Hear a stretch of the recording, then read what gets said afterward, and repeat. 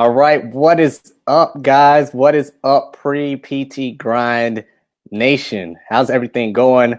Here and back with another pre-PT chat on this Thursday. All right, so as some of you may know, it's usually myself and Joseph on these pre-PT chats. However, Joseph is already in Tampa, Florida for SSPT Live. They're doing a bunch of meetups, bunch of dinners, a whole bunch of fun stuff. I'll be there tomorrow night, and we'll get the party rocking and rolling. All right. So you guys chose this topic, low grade in a prereq class. Doesn't matter which one it is. Now, what do you do? What's up, Shay? What's up, Shay Thomas? Thanks for joining us on this live chat. So for those of you watching now, those of you watching later, let me know if you've ever gotten a low grade in a class before, in a prereq class before. Then after that, let me know if you understand why. Like, why did you get that low grade? Was it you weren't motivated? You didn't like the class? Did that professor suck?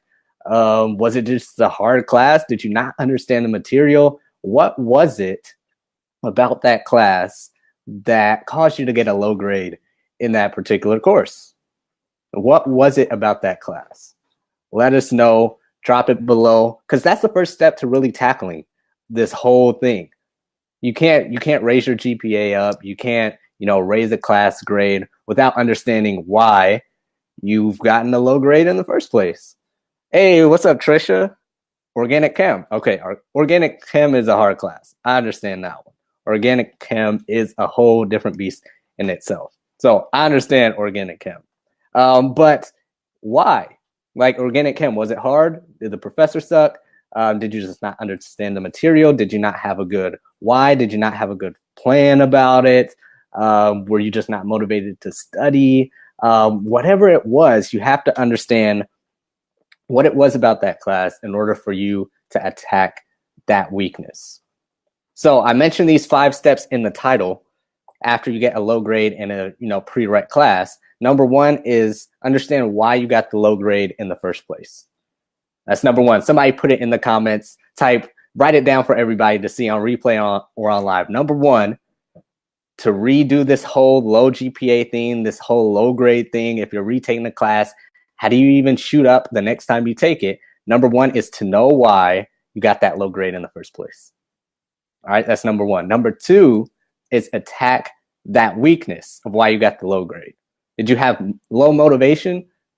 Understand why you had low motivation. Were you not sold on physical therapy? Did you have other things in life going on at the time? Was sleep more important? Was going out more important? Did you have a job that you had to uphold and stuff like that? What was it? Did you not have the right people around you? People just tearing you down? Was your friend group, getting low grades and you were just like, oh, that'll work? Or was it, what was it? You have to attack that weakness. Do you need a tutor? Do you need some outside help? Do you need to go to more office hours with that teacher? Do you need to reach out to the teachers? That's how you attack that weakness for that next time. Because if you just retake the class, hoping and wishing and having your fingers crossed, nothing's going to change. And you'll be back next semester saying, oh, I got a C in physics again. I got a D in chemistry again. What do I do? And you haven't changed anything. You haven't changed anything. The biggest improvements you're going to see are when you attack those weaknesses. So let's break it down even further before I go on to my next point. So if we understand that you have to, understand what you did wrong, understand the overall premise, you weren't motivated, had a bad teacher, whatever it is. But inside the actual class material itself, what is your weakness? Okay, say you're doing bad in physics. So what? So what? What about physics? Is it the equations? Is it the time you have to study? Is it, that specific topic? Is it that specific unit? Was it only 2 tests that brought you down and you couldn't get back up? Inside that specific class, you have to dig deep even further and find out those weaknesses. Because if you take physics again and just do well in that first half, but you still suck at the second half, you're going to be in the same place. You have to attack that weakness deeper inside the class in order to really make that change and boost up that grade. Then overall boost up your GPA. So understand that's number 2. Whoever's writing it down.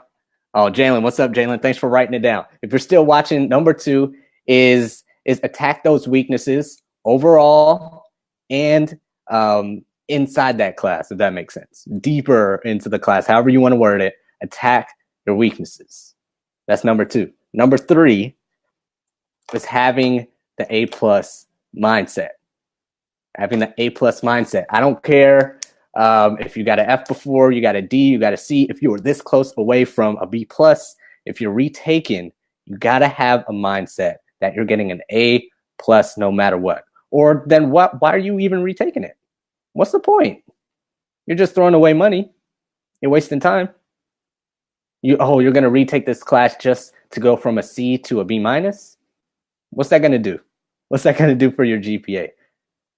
If you have the A+ mindset, getting an A no matter what, you'll get that A. And even if you don't, you have to shoot for it anyway, and you'll get what? An A-, a B+. It's better than just shooting for a B and ending up getting that F again or that D. So you have to have that mindset that, okay, I'm spending my money, I'm spending my time, I'm getting an A no matter what.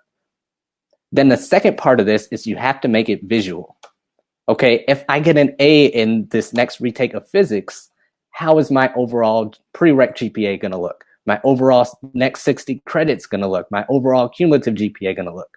That is what you have to shoot for. You have to have some type of visual saying, okay, I'm retaking physics, I'm retaking chemistry, I'm retaking bio, and I'm getting an A+, no matter what. I have that mindset. And because I'm getting an A+, when I get an A+, now my GPA is going to look like blank. Now, since I'm taking these retaking these 2 classes and I'm getting an A+ in those 2, now my GPA is going to look like blank. And now that opens up the possibilities for this school and that school. You have to have something bigger than just that little class you're retaking, because that class is going to suck and that class is going to be over before you know it. And that'll be it. Then it'll be one of 2 things. You'll either be stuck in the same situation or you'll be moving forward in your application. So that's 3. That's 3 is having the A+ mindset. Number 4 is the people around you. Having the right people around you. If all your friends are slacking off, getting D's and C's, like, this is cliche stuff, guys. This is cliche stuff. Doesn't matter if it's in-person people, whether it's the people you follow online, whether it's the YouTube videos you watch, whether it's the podcast, the books you read, the people around you have to motivate you constantly, or you're going to be asleep, or you're going to wake up one morning and you're going to be like, oh, I don't feel like studying, or you're going to go to sleep one night and be like, oh, I did forget to do this for that class. Oh, I do have a test coming up in a couple days and I didn't put in the work. But if you have the right people around you, whether it's us at Pre-PT Grind, whether it's our podcast, whether it's our YouTube, our blogs, whether it's your own group, whether it's your own people you meet with in person, whether it's your classmates around you, the people in your ear have to be right, or you're going to fall into that same trap. So that's number 4, is obtaining and upholding that motivation with the right people around you. Then the last one, I'm not going to hold you guys too long. I know the weather's nice. You got to enjoy the weekend. Friday's coming up. Number 5, the last thing is to have a plan. I outlined a couple things here, 4 things that you can do to start your plan. But the last part to this low grade in a prereq class, now what do you do? This last part is having a plan.